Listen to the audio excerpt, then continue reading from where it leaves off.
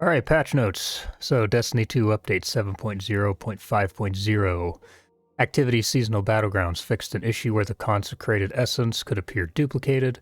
Crucible added a new 6v6 connection-based CBMM weekly rotator, which includes Clash, Zone Control, and Rift. We've known about this for a while. I'm happy to see this, but my concern here is that you'll notice that, for one thing, it is a rotator mode, and they tend not to get as much attention as just, normal control anyway. And then on top of that, we have Clash, Zone Control, and Rift, which are three modes that are just not as well liked as normal control, especially Rift. It would not surprise me if the player count for this rotator just tanks when Rift is up. And my main concern about this is that Bungie might use this as an excuse later, with their little graphs that they love so much and everything to, say, hey guys, you see, SBMM is more popular because normal control still has a higher player count, even though this one it's just going to have a lower player count anyway, due to the fact, again, that one, it's a rotator, and three, it has three modes in here that are not as well liked as just normal control, especially Rift. I think the number of people that I know who actually like 6v6 Rift could be counted on one hand. But other than that, I'm happy to see this. Hopefully, Bungie doesn't kill it.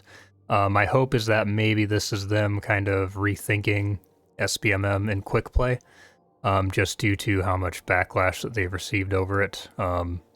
Well-deserved backlash, too. But we'll see. The existing 6v6 party rotator is now Mayhem, Momentum Control, and Scorched. We already knew that. Updated tutorial Crucible quests to reflect changes to available playlists. Added a metric showing off your competitive division rank. That's pretty nice to be sure. Ascendant competitive division players can now purchase an emblem from Shaxx. Fixed Errant, Glorious, and Dredgen awarding gilding. All players must re-guild their titles if they have completed the requisite triumphs. Increased the strength of the respawn overshield in Crucible. That's going to definitely be interesting, especially in Clash, because Clash's spawns are incredibly janky. In Rift, activating Grapple no longer drops the spark. That's probably going to be pretty annoying. In Rift, players can no longer dunk the spark while moving faster than 15 meters per second or while using a grapple ability. Okay, so they have something for that then. Vanguard Ops Legend difficulty Defiant Battlegrounds now rotate their weekly overcharge, Legend difficulty Defiant Battlegrounds now rotate their weapon overcharge weekly. Okay. Defeating Tormentors now provides revive tokens like Champions and Hive Guardians in some activities. Very good. Fixed Hive door locks in Heist Battlegrounds to behave the same in all versions of the activity. I didn't even know that was an issue. Turned difficulty in Heist Battlegrounds present in Vanguard, or tuned difficulty in Heist Battlegrounds present in Vanguard and Nightfall playlists. Fixed an issue where a crash could randomly occur shortly after picking up the first solar cell in the arms dealer. Fixed an issue where the arms dealer enemies, which continually respawn to drop required solar cells, could be farmed limitlessly for points. Okay. I guess that shows how much I've been playing Nightfalls recently, because I just haven't been, I didn't even know about that. Fixed an issue in the Duality dungeon where Nightmare of Galron could not teleport back to the encounter space after falling out of the environment. Fixed an issue where checkpoints were shared between Legend and Master mode for raids and dungeons. I wish I had known about that this week, because I would have been farming Artifice Armor like crazy. Fixed an issue in Root of Nightmares where the Scission encounter would sometimes soft lock, preventing progress. That must have been super annoying. I have not run into that yet, but man, that must have been intensely annoying. Fixed an issue in Root of Nightmares where sometimes the intended screen VFX did not play when players failed the encounter. Fixed an issue in Root of Nightmares where Nezarec will sometimes not cast a wipe when intended. For the exotic mission, that's for the glaive, fixed an issue where players could sometimes get pushed through walls by vex traps and then get stuck there. Oh my god, I haven't even done this mission yet because I don't care that much about the glaive, but that must have been incredibly frustrating. Gameplay and investment, armor, fixed an issue where peacekeepers reload perk wouldn't activate after you stowed an energy slot submachine gun. Fixed an issue where Phoenix Cradle was not consistently extending the duration of the Sol Invictus buff while Burning Maw was equipped. Weapon fixed an issue where certain Gambit weapons were not contributing to the Dark Age Arsenal Triumph. PvE primary weapon balance. Increase the damage of the following weapon types against red and orange bar enemies in PvE. Auto rifles, 25%. So, auto rifles are going to be monsters now. Rufus's Fury has a lot of really amazing PvE rolls. There's a lot of really cool stuff you can do with Quicksilver for PvE. Sweet Sorrow, if you were able to get that crafted during Season of the Risen, has some amazing PvE rolls as well. If you were not able to craft it, definitely keep an eye out for it at Banshee and whatnot. Auto rifles are going to be great now.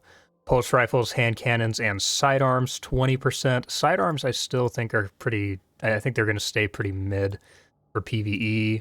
Hand cannons, for the most part, I don't think will be used very often, because they're just typically not as useful as something with a larger magazine, except Sunshot is going to be T-posing out there. Sunshot's going to be very potent with this, especially for solar builds. Pulse rifles were already very good. And there are some pulse rifles that have some very good PvE rolls, such as Insidious from Valve the Disciple. My personal favorite pulse rifle roll is the Ogma. Actually, believe it or not, yes, the Ogma with Demolitionist and Wellspring. So this is probably going to feel very nice. Scout rifles, 10%. That's fine. I don't think you're going to see many people using scout rifles outside of maybe certain encounters where there's a lot of range involved, though. Weapon archetypes, submachine guns. Ikelos submachine gun removed some tuning in the custom scope that was causing this weapon to have significantly less recoil than intended. The recoil is now in line with other SMGs. I hadn't really noticed that. I actually thought it felt, I don't know, pretty similar to most other aggressives, but maybe that's just me. Hand cannons fixed an issue causing the Adept Exalted Truth to have a lower magazine size than the standard version. That's good. Fusion rifles, rapid fires per burst, 245 to 260 per bolt, 272.2 to 28.9. This is bad for PvP. This is going to be incredibly annoying. I don't know what they were thinking with this. I think they said before it had to do with the fact that shotguns were performing better now.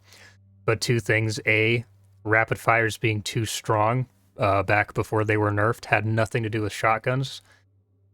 Shotguns not performing as well had fuck all to do with how fusion rifles were doing. It's just that rapid fires were in and of themselves way too strong. I'm going to give this all of 5 minutes before this becomes extremely annoying. Damage in PvE is unchanged, yeah. Trace rifle, increased base damage by 4%. Base damage goes from 12 to 12.5. Or reduced precision hit multiplier from 1.4x to 1.35x. Crit damage goes from 16.8 to 16.9. Reduced flinch by 10% at 100 stability stat. Scales down at lower values. That'll be interesting. Trace rifles in the hands of a good player can actually be extremely effective. So these might get kind of annoying, but we'll see. Sniper rifles, rapid-fire sniper rifles, reduced recoil by 50%, increased total ammunition, magazine plus reserves by 30%.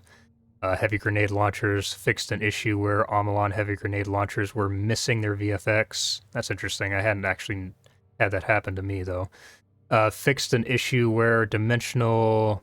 I'm not even going to try to pronounce that. Dimensional hypotrichoid, I don't know, could be obtained with a range masterwork. This fix prevents the weapon from dropping with range and changes any existing copies with range to the equivalent handling tier. Okay? Exotic weapons. Final warning. Can no longer mark targets through Titan barricades. Probably a good thing.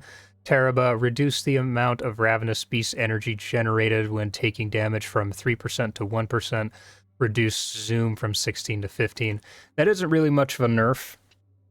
If anything, I would say this is good, but they also probably should have made it so that you can't, maybe things like damage over time from like Thorn don't actually count towards it.